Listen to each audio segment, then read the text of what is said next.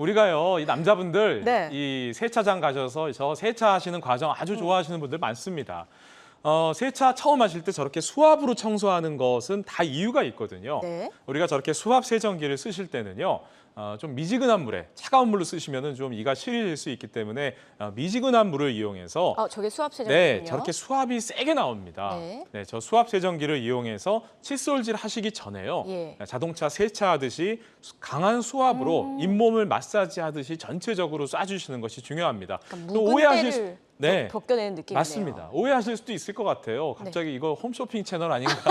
전혀 그렇지 않고요. 아닙니다. 예. 네, 우리가 이 수압으로 칫솔질을 하시기 전에 잇몸 청소를 해주시는 게 임플란트를 오래 쓰시는 지름길인데요. 이 불행히도 네. 이 치과 의사분들도 이 얘기를 잘 안 해주세요. 임플란트를 심는 것에만 이 초점을 맞추시기 때문에 관리를 안 해주시고 나몰라라 하시는 경우도 많이 있습니다. 관리가 중요한데. 네, 예. 맞습니다. 저렇게요. 네. 아마 깜짝 놀라실 겁니다. 칫솔질을 하신 다음에도 저 수압 세정기를 써보시면은요, 예. 이 작은 고춧가루라든가 음식물 찌꺼기들이 많이 나옵니다.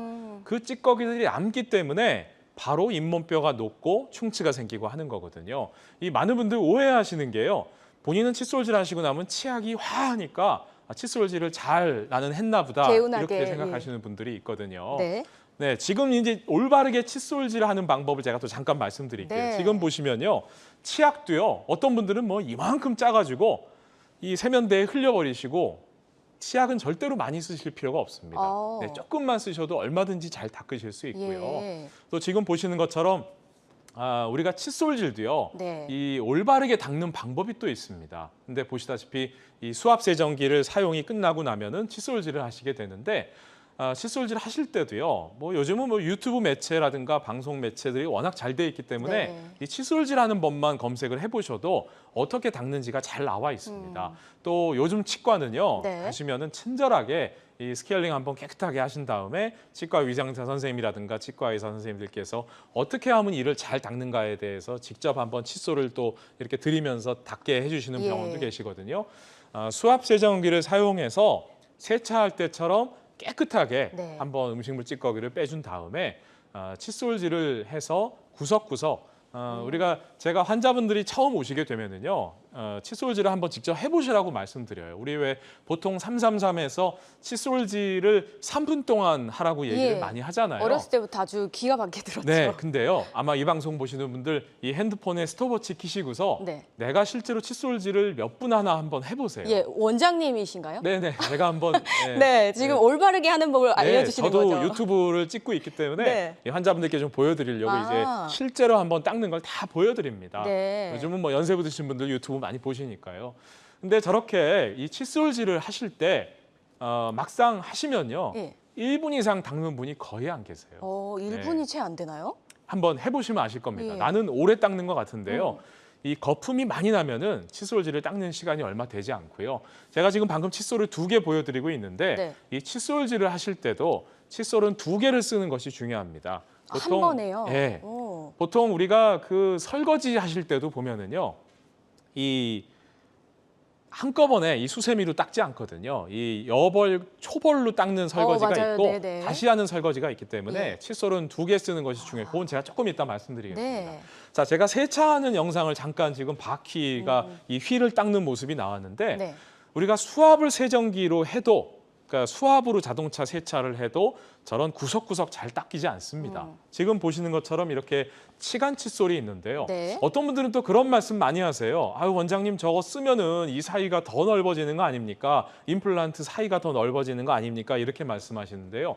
절대로 그렇지 않습니다. 저 이하고 이 사이의 소를 쓰지 않으시기 때문에 음식물 찌꺼기가 칫솔질이나 수압 세정기만으로 제거가 안 되는 부분들이 또 남게 되거든요. 그러면은 그 부분들이 잇몸뼈를 녹입니다. 그러면은 나중에 그 부분이 음식물이 낀 부분들이 잇몸뼈가 녹으면서 네. 꺼지게 되니까 음식물이 끼게 되는 더 거죠. 잘 끼게 되는군요. 예, 맞습니다. 그래서 치간 칫솔을 잘 사용을 해줘야 될 것 같은데 네, 네. 보통 이제 이쑤시개랑 좀 비슷하다고 생각하실 수 있을 것 같은데 이쑤시개는요. 예. 정말 쓰시면 안 되고요. 제가 그것은 조금 이따 말씀드리겠습니다. 이 치간 칫솔을 예. 부드러운 치간 칫솔을 이용해서 지금 보시는 것처럼 이렇게 방법으로 네, 사용하면 임플란트와 자기 치아 사이 네. 또 자기 치아와 자기 치아 사이를요. 이렇게 닦아주시게 되면은 칫솔질로 빠지지 않는 부분이 또 찌꺼기가 나온다는 구석까지. 거를 아실 수 있습니다. 예. 그리고 좀 지저분한 얘기긴 합니다만 저거를 본인 치아에 해보신 다음에 한번 냄새를 맡아보시면요. 어머, 네. 아이고 내가 이래서 입냄새가 나는구나 아. 하실 겁니다. 네, 저렇게 이하 구이 사이 부분을 저 치간 칫솔도요. 굵기가 여러 가지가 있습니다. 본인에 맞는 젊은 분들은 좀 뭐 가는 걸 쓰시면 될 거고요. 연세가 많으신 또 이가 벌어지신 어르신들은 치간 칫솔을 좀 굵은 걸 사용해서 쓰시게 되면은 절대로 저걸 써서 벌어지는 게 아니고요. 안 쓰시기 때문에 잇몸이 벌어지고 음식물이 더 낀다라는 걸 꼭 좀 네, 알아주셨으면 오히려 합니다. 치간 칫솔을 사용을 해야 된다라고 말씀을 주셨고 치간 칫솔 사용 방법에 대한 영상을 좀 만나보고 있었습니다. 다음 도구는 이제 앞서 말씀해 주셨던 마지막 치실이 될 것 같아요. 치실 네. 사용법, 치실은 대부분 진짜 많이 사용하시잖아요. 아니에요. 그렇지 아닌가요? 않습니다. 네, 아나운서님께서는 이제 치실을 사용하신다고 하셨지만 네. 칫솔질만 그냥 하시는 분들이 대부분이고요. 칫솔질도 네. 또 대충 하시는 분들이 대부분입니다. 네. 지금 제가 치실 그림도 제가 뭐 유튜브를 따로 찍으면서 저렇게 한번 자료 화면을 갖고 와봤는데요. 예. 요즘 뭐 치과들이 유튜브도 많이 하고요. 또 방송 매체에도 많이 돼 있기 때문에 유튜브에 치실만 검색하셔도요. 이 치실을 어떻게 사용하는지에 대한 설명이 자세히 나옵니다. 지금 보시는 것은 대한치주과학회에서 만든 영상 중에 또 일부분이고요. 말씀드린 것처럼 쓰시는 순서가 먼저 수압세정기를 쓰시고 그다음에 칫솔질 하시고 그다음에 치간 칫솔 하시고 지금 보시는 것처럼 치실을 사용하시게 되면은요. 저 빨간 부분이 나왔네요. 저게 잇몸 피가 나는 부분입니다. 네.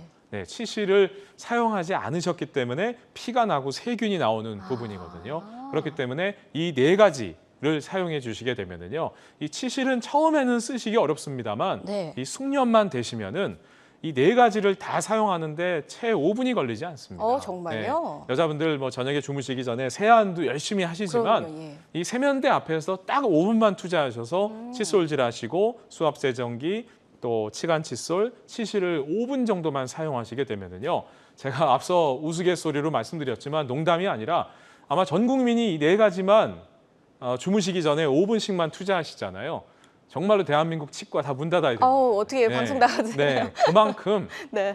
이렇게 본인 스스로 관리하시는 것이 정말 중요한데 이 관리가 안 되기 때문에 치과에 오셔서 고생하시게 되고 임플란트 하시게 되고 또 어떤 분들은 임플란트 하신 다음에도 또 고생하시고 또 이런 경우들이 많이 생기기 때문에 이 본인 스스로 하시는 관리, 자동차를 오래 타시려면은 본인이 스스로 차를 열심히 닦으시고 또 차를 너무 급가속하지 않는다든가 또 정비소에는 주기적으로 가시면 됩니다. 6개월이나 1년에 한 번씩 정비소 가는 거. 네. 이 치과 의사를 정비사라고 생각하시면 될 것 같고요. 치아 정비사. 네, 예. 이렇게만 관리를 해주시면요. 네.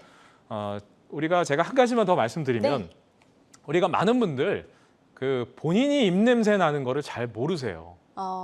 그 아나운서님도 친구분이 예를 들어서 입냄새가 나면은요 친구분한테 야 너 입냄새 난다 얘기 안 하시죠. 어렵죠. 네, 왜냐하면 상처 줄까봐. 네. 본인이 누구나 다 자기는 입냄새 안 난다고 생각하세요. 근데 가족한테 얘기하기도 사실 어려운 것 같아요. 솔직히 뭐 가족도요 너 입냄새 난다 얘기하기 쉬운 게 아니거든요. 맞아요. 근데 본인은 잘 안 나시는 줄 아는데 전혀 그렇지 않습니다. 우리가 칫솔질 그 이유가 이렇게 칫솔질을 하시면서 치약을 묻혀가지고 이를 닦으시고 나면은 네. 보통 이 치약들이 화합니다. 그렇기 예. 때문에 나는 이 냄새가 안 난다 하시겠지만 아침에 일어나면은 이루 말할 수 없는 입냄새가 많이 나거든요. 그 이유는 딱 하나입니다. 음식물 찌꺼기가 본인이 제거하지 못한 음식물 찌꺼기가 입안에 남기 때문이고요.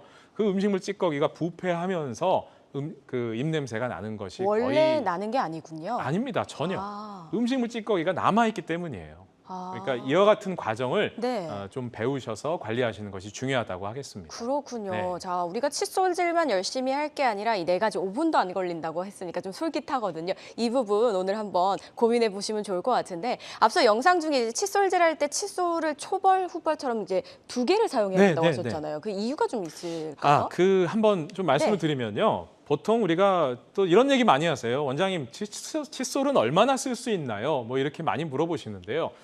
이 칫솔은요.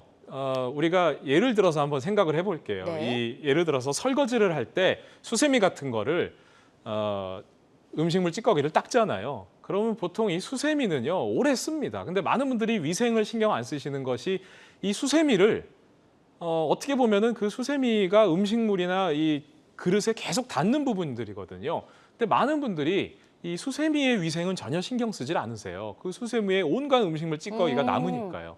또 예를 들어서 이 수세미 음식물 찌꺼기를 닦은 수세미를 깨끗하게 닦은 다음에 그걸 본인 입에 대보라고 하면은요 깜짝 놀라면서 싫어할 겁니다. 네. 생각을 해보시면은요 그 자동차 세차할 때처럼 수압 세정기 과정기를 거치지 않으시고 예를 들어서 맛있는 김치를 드신 다음에 이 칫솔을 치약 묻혀서 바로 닦으시면 이 칫솔이 어떻게 될까요?